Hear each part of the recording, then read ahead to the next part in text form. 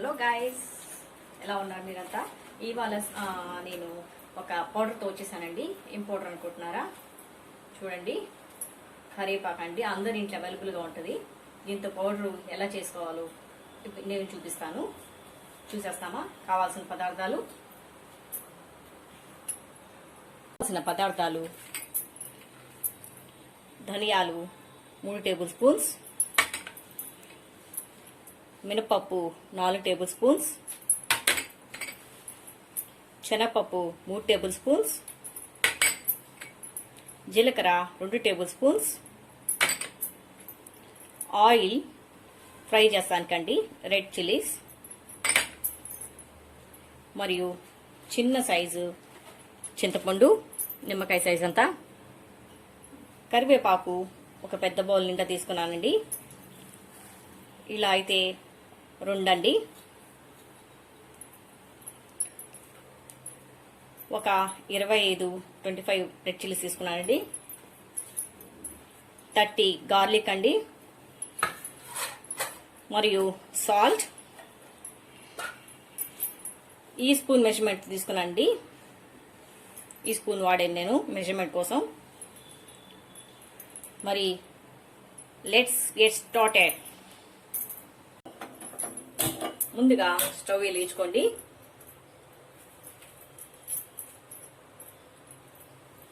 కరివేపాకు తీసుకొని వేయించుకోవాలండి మనం.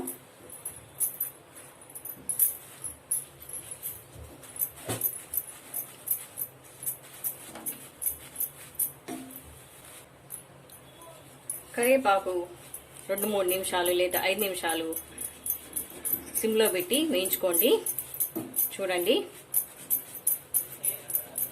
కొంచెం ఫ్రై అయింది, ఇంకా ఫ్రై అవ్వాలి. మంచి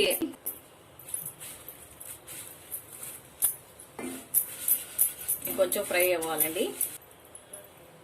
ఇలా చూడండి, ఇలా అయిపోవాలి. మన కరివేపాకు క్రిస్పీగా అయిపోవాలి.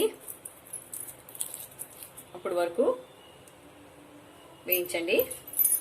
ఇప్పుడు ఒక ప్లేట్లో తీసుకుంటాం.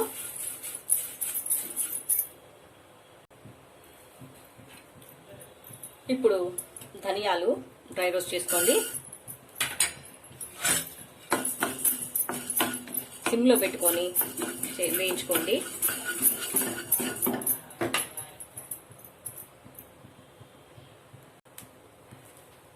ఇదండి, బాగా వేగింది. ఇది ఒక ప్లేట్లో తీసుకుంటాం. ఇప్పుడు మినపప్పు వేసుకోండి, శనగపప్పు వేసుకొని బాగా ఫ్రై చేసుకోండి.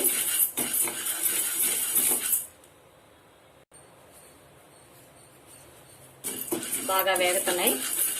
సిమ్లో పెట్టుకొని వేయించుకోండి, లేకపోతే పచ్చి పచ్చిగా ఉంటే బాగోదు. కరివేపాకు పొడి ఇంకా పురుగు పట్టేస్తుంది.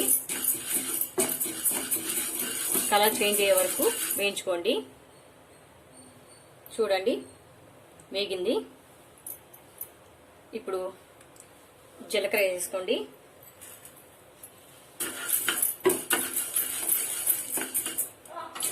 జీలకర్ర లాస్ట్ ఎందుకు వేస్తున్నానంటే గబాన్ వేరుతుంది కాబట్టి. ముందర వేసామంటే మాడిపోయింది.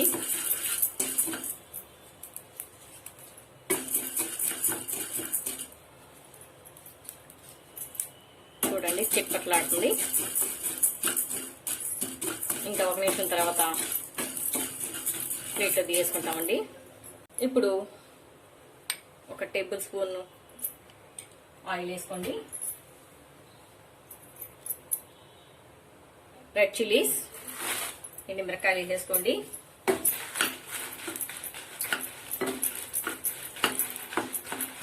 ఇవి బాగా ఫ్రై అవ్వాలండి. ఎర్రంగా అయ్యే వరకు వేయించుకోండి.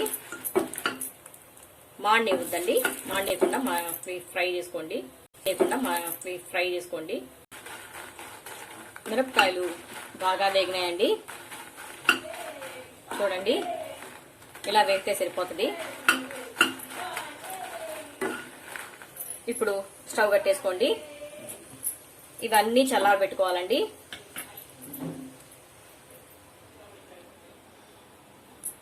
చూడండి, ఇవన్నీ చల్లారబెట్టుకున్నాక కరివేపాకు చల్లారనివ్వాలి. మిక్సీ జార్ తీసుకోండి.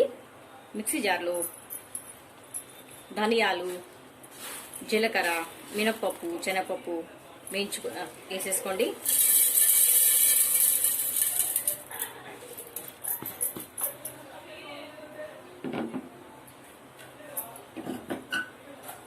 ఎండు మిరపకాయలు ఇవి కూడా వేసేసుకోండి. మిక్సీ పట్టుకుంటాం. చూడండి, మిక్సీ పట్టేసుకున్నాం. ఇప్పుడు కరివేపాకు కూడా వేసేసుకోండి.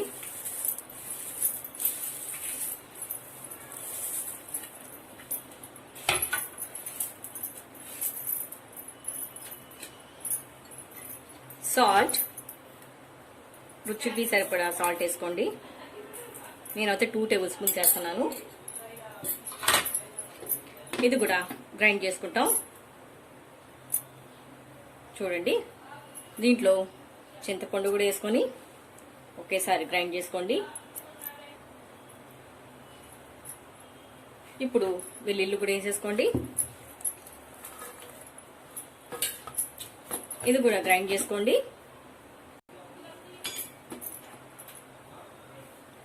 చూడండి, కరివేపాకు పొడి రెడీ అయిపోయింది. ఇప్పుడు సర్వింగ్ బౌల్లో తీసేసుకుంటాం. ఎంతో టేస్టీగా ఉండే కరివేపాకు పొడి రెడీ అయిపోయిందండి. ఇంత మంచి ఫ్లేవర్ వస్తుంది.